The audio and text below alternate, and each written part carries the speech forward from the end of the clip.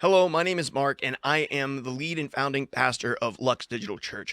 I lead a church that is entirely inside the gaming community and occupies, well, a studio, but no real physical space where our church gathers together. I was a pastor, a youth pastor, and a discipleship pastor for 11 years at a physical church outside of Pittsburgh, PA. And just about 2 years ago, my wife and I departed from that church to start a brand new expression of church that exists entirely in digital space. And if you've been watching this video series already, that shows that you're at least interested in rediscovering your church's digital why.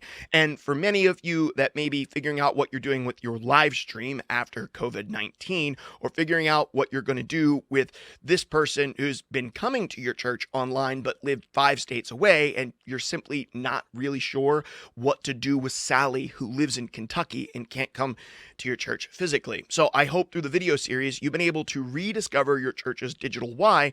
And today, I want to talk to you about the power and the importance of digital-only churches and digital-only church planting. And you might have some red flags that go up immediately, and you might be thinking of various passages throughout the scripture that would tell you that I'm a bit of a heretic. So before we jump into my 3 reasons why digital church planting is important and your digital strategy matters, and then 3 practical tips as to how you can get started in digital-only church planting and developing digital discipleship strategies, what I would like to do first is emphasize that I wasn't a digital-only person either. In fact, I was more of a micro and house church model type of guy. And for 11 years, I did serve a physical church. But God has moved us here because of some of the things that I'm going to talk about today. And if 6 years ago I had watched this video of me, I probably would have thought that I was a heretic and moved on to the next video as well. But if you've made it this far into the video and this far into the playlist,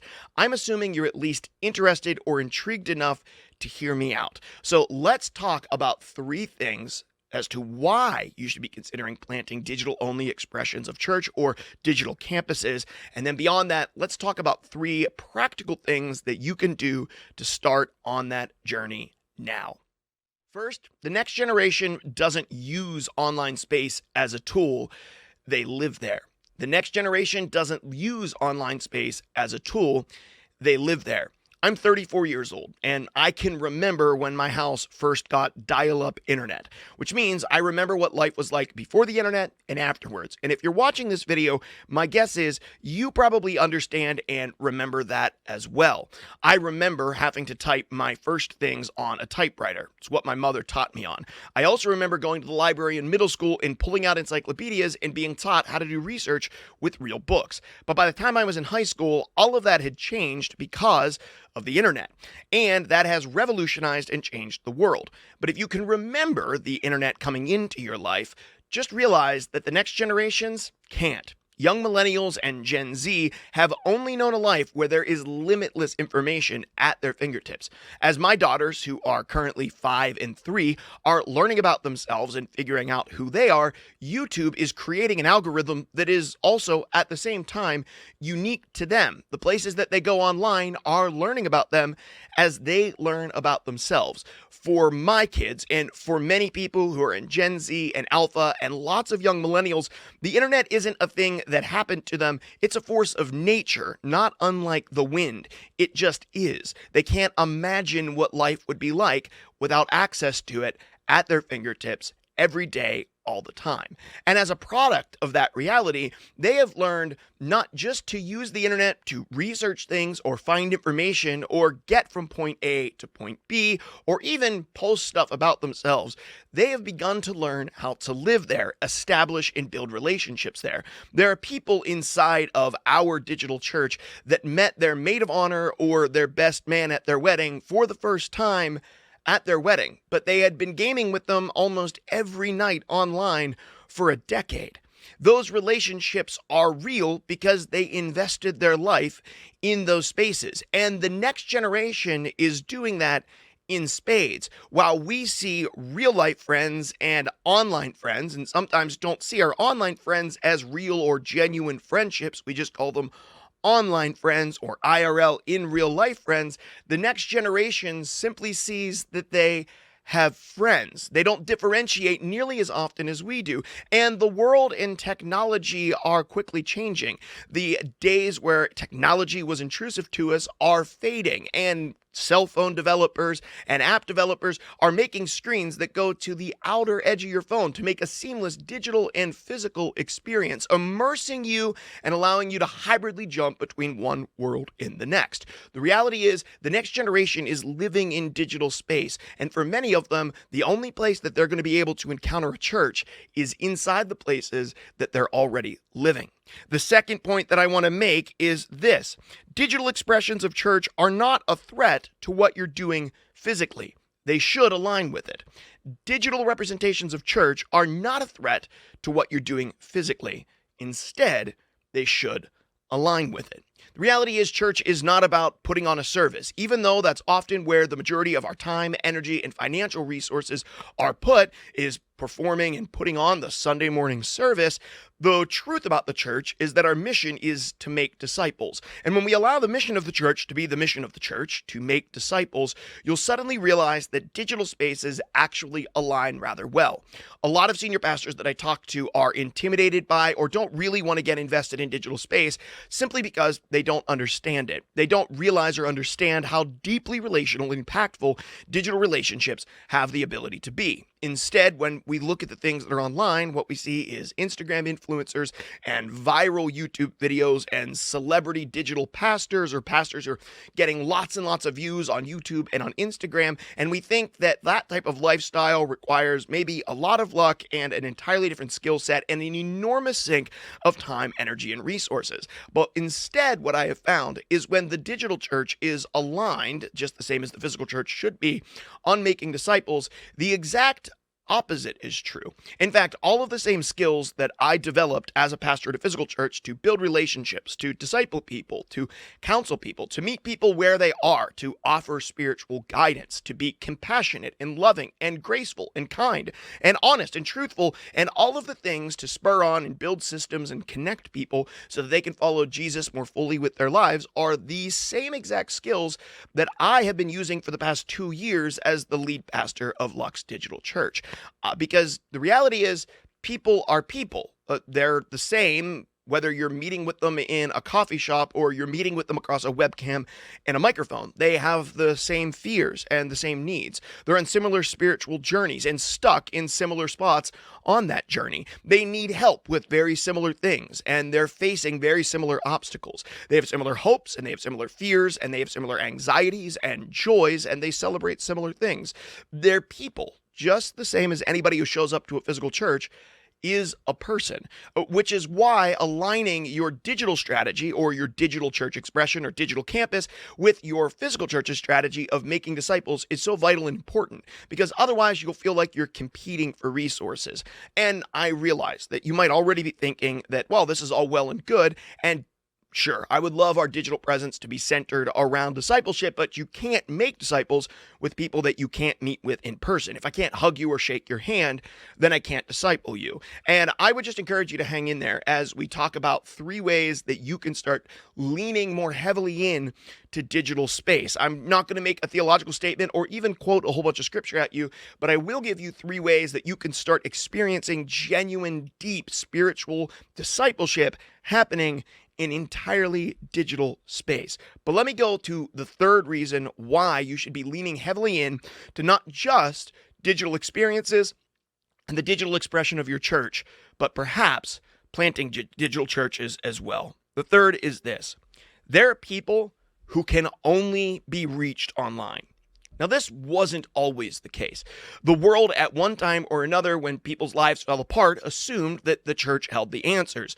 So when someone would go through a hard time, they would frequently return to church. They lost a loved one, they lost their job, they're dealing with a horrible diagnosis. They would frequently then return to church and they would look for answers. But that isn't the case anymore. In fact, many people in the coming generations don't see the church as a potential solution to their problems. They see them part of the overarching problem. In a world of live streamers and YouTubers and Instagram personalities and TikTok influencers, the influence of the world has shifted to people, individuals, and has shifted away from organizations and companies and governments, including churches. By and large, the coming generations simply do not trust our churches, and they're not coming to us when they're going through something difficult. Instead, they're jumping on their phone and they're Googling solutions to the problems that they're facing, which is one of the reasons that meeting people where they are online is so vitally important. Not all that long ago, people hung out on their front porches before air conditioning. Not all that long ago, people came to communal spaces to gather together and to hang out, but a lot of those things aren't happening anymore. In fact, most communal spaces in our culture today have largely been boiled down to your favorite coffee shop and your favorite microbrewery. And yes, you can meet people across the table in those places that normally would never come to your church, but the reality is almost every soul on the planet can at this point be connected to, in one way or another, through the phone that's in their hand connected to the internet. In almost every third world country I've been in, people didn't have food, but they did have access to Facebook, which is absolutely wild and mind-boggling. But you, through the phone that's in your hand or the computer sitting on your desk, have the ability to connect with almost anybody on the planet. And to be honest with you, many of those people would rather go to hell than come to your church. Many people would rather roll the dice and risk hell than go through the doors of a church in this life. It's just the reality that we're facing. They don't feel like they can trust churches, and they've sworn off and decided to never go to one, no matter how bad their life might get or what might come up that might stir them to go to church or how many invites they've received. They live within driving distance of phenomenal churches, but it doesn't matter how comfortable the seats or charismatic the preacher or how tight the worship pastor's pants are. They're simply not coming to church. And you and I both know that that's true. We've had firsthand experience with it. And the reality is that for most of them, the only place to actually meet them and tell them about Jesus is through the computer that's in front of their faces all day at work, the phone that's in their hand for hours and hours every week, or the gaming system that they jump on every single night. The reality is, in the next generation, the place to meet people where they are isn't in the church building, isn't at our trunk and treat event, isn't even at the park or at wherever it is that you would go for a communal space. It's going to be in digital communal spaces. As physical ones have diminished, the digital ones have only grown. And this includes places like Discord, subreddits, virtual reality, and social media.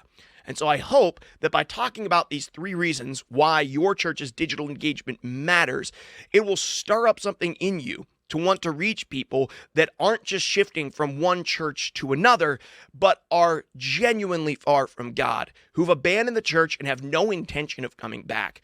They're actually at your fingertips, and you and your church have the ability to reach them through both your digital strategy for discipleship and also, I believe, through digital church planting. So now let me give you 3 quick tips for how to put your big toe into that otherwise seemingly scary and endless digital ocean, because it might seem a bit overwhelming to you. You hear me talking about digital relationships, but you don't really know how to engage with that, and you're not actually 100% sure that they're real. So I'm going to give you 3 very simple and easy ways to get started in building digital relationships and start making disciples through digital means.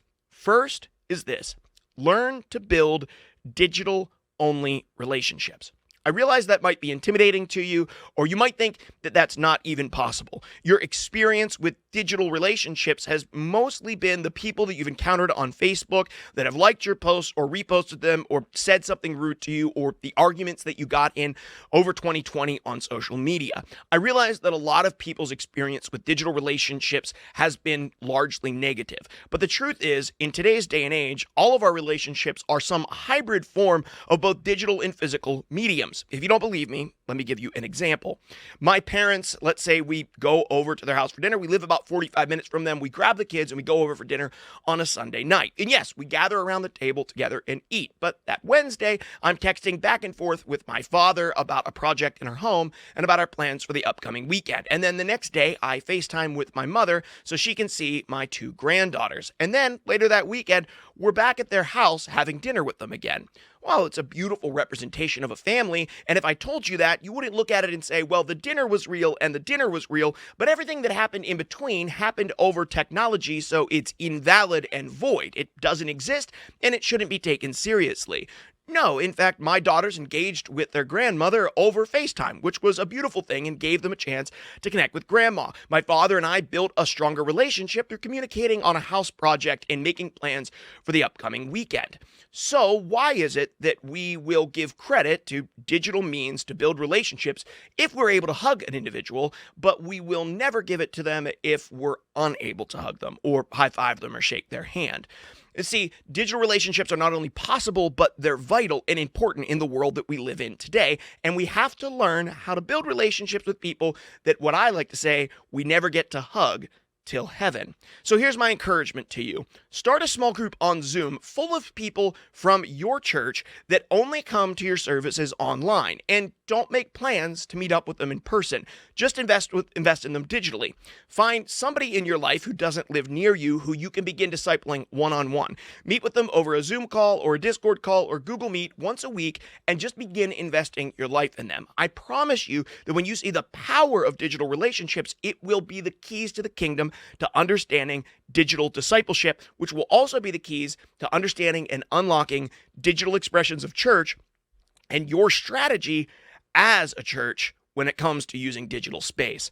I promise that it will change everything. Many of my closest relationships right now, after 2 years of leading a digital church, the people that I confide in, the people that I invest in, and the lives that I'm seeing radically transformed every single week come from digitally exclusive relationships with people that I may never meet in person. I'll give you a quick example and then we'll move on to point 2. Last night, we had our live stream service on a Wednesday night, and afterwards from 10 p.m. until a little after midnight, I spent time with people from our church, investing in them. I spent time with a woman who's battling cancer, and I prayed with her and ministered to her. I spent time with another woman who's struggling significantly with mental health issues and recently lost her father. I prayed with her and ministered to her. I gave advice to a young man whose physical church that he attends is falling apart at the seams and going through a break, and I ministered to him and prayed for him. I also met a couple of people who were brand new to our church and didn't know me and had never met me, and I got to hear a little bit of their stories and hear what brought them to our church. One of those individuals is a woman who lives on a military base 15 hours away from me in the nation of Guam. I tell you all of that because I invested in each of those relationships, and we have a genuine connection with one another now, but I will likely, in this lifetime, never get to hug a single one of them. We are discipling them, caring for them, connecting with them, and hearing their stories. Learn to build digital relationships. The second is this: think beyond the service and begin thinking making disciples. Think beyond your service and think making disciples.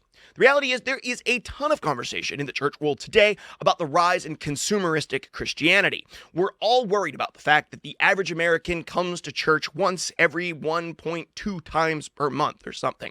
They are very rarely there, and their commitment level is growing smaller all the time, and we don't even really know the true impacts that the pandemic has had on it. Now, one of the main complaints about putting your service online or having an online campus is it just creates and reinforces a more consumeristic culture than we've already created. But if you think about it, the most consumeristic part of our churches is frequently our Sunday morning services. They're the times that people come in, have their kids taken care of and out of their hands. They can have a decent cup of coffee, a comfortable seat. They can hear a sermon, stand and sit. And outside of financially giving, which many Christians in America do not give anything, there's very little participation on their part. They can simply come and consume. So we complain about consumeristic Christianity in digital space, but the only thing that we oftentimes provide to the people who are part of our online experiences is the most consumeristic part of our church. Well, as a pastor, we know that our church on Sunday morning services is only the tip of the iceberg. It may get the most of our resources, but it's only the beginning of what it really means to be part of the bride of Christ. So when it comes to digital ministry and digital expressions of church, digital church planting, and your digital strategy, begin thinking beyond a live streamed service. It isn't enough to just take what's happening in your room on Sunday morning and ship it out and call it a digital campus or even a digital strategy for that matter. let alone a full ecclesiology of a digital church. Instead, we have to begin thinking making disciples, and we need to make plans and strategies and write processes and use the tools that enable us to engage with people on a genuinely deep level and disciple them to be more like Jesus. Not just provide something on YouTube or Facebook or whatever platform that you're choosing for them to consume.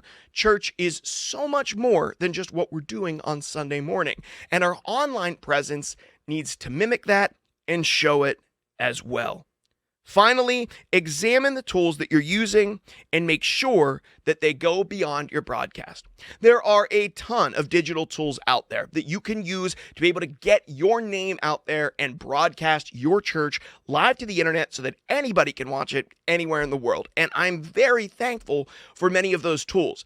But we don't often think critically about the tools that we're using. In fact, the internet is a two-way street. There's information that goes out, but there's also information that comes in. And one of the biggest problems we face in the church world when it comes to our digital presence is we only consider one side of the street. We ask ourselves, how can we use the internet as a tool to tell our story, rather than how can we live in the internet and be a presence there so that we can hear the stories of others. So we use the internet like a bulletin board. Our Facebook page becomes an opportunity for us to tell our church family or others about the latest event that we have coming up. We pay money and give it to Facebook so that they'll advertise that thing to other people who we don't know and who aren't part of our circle as well. We use the internet to broadcast our live services so people can come in and watch them. We use our branding to be able to make people aware. We post videos on Instagram and YouTube and look for engagement and followers so that more people are aware of our existence. And I'm not saying that any of those things are wrong. I'm simply saying that that is only one side of the street when it comes to our digital strategy. The other one is enabling us to hear the stories of people who are on the other side of screen names in profile pictures. Because as a church and as pastors, we have to stop seeing people as numbers, as engagement, as profile pictures, or as usernames. And we need to begin seeing them as genuine individuals with real stories and hurts and traumas and opportunities and giftedness that God has made. He loves them and cares for them. If you can begin seeing the person behind the screen name and behind the profile picture, you'll suddenly be able to have compassion on people that you previously didn't even really considered that they exist. And there's so much opportunity that you can find in digital space to engage with people in very, very powerful ways if you consider tools that go beyond the broadcast. Instead of just finding opportunities to tell your story, look for opportunities to open up the other side of the road and hear their stories. Every week at Lutz, I sit down with people who are new to our church family, and I just ask them questions and hear their story. I hear what brought them to our church. I hear about their spiritual hurts. I hear about their church hurt. I hear about what's going on in their lives and how God has been at work in their life to bring them to where they are today. Because the most powerful tool in your tool belt when it comes to the internet is not telling your story or advertising your church. It's actually hearing their story and giving them an opportunity to engage with you. Look for tools that will open up the pathways to two-way communication when it comes to building digital relationships and building digital community. I hope that some of these tips on why and how to begin building a digital strategy, but not only that, to consider planting and starting digital churches, has been inspiring and helpful to you. The reality is the world that I live in, the ground is hard but fertile, and the workers are few. We need more churches that are about more than just broadcasting their services to the internet. We need more churches and pastors and leaders who are willing to lean in, not just to digital strategies, but to digital expressions of the church. There are thousands and thousands of people that will likely never find a home inside of a physical church, but may find a home inside of a fully digital expression of the church. And I need your help. We need your help reaching them. We need you to open up both sides of the street. And it may seem like an adventure, like it may seem completely outside of what you had considered before, and it may be even a little bit overwhelming to you. It may feel like you're heading out west in a wagon train and preparing for the gold rush. Yeah, there might be opportunity out there, but the road is going to be hard. But I really believe that if you get your wagon moving and you start heading west, what you will find is not shanty towns and gold mining villages, but a robust, bustling, and thriving city full of millions of people that you've been trying to reach, but simply didn't know where they were. I hope you'll come on the journey with me, and I hope this has been helpful to you. Please watch the rest of the videos in this playlist as you have time, or burn through them all and binge them right now, and begin prayerfully considering what the next step in the digital strategy for your church might be. I've been Mark from Lutz Digital Church. Thank you so much for watching this video with me today. Thank you for investing in your leadership journey and exploring and rediscovering your church's digital why.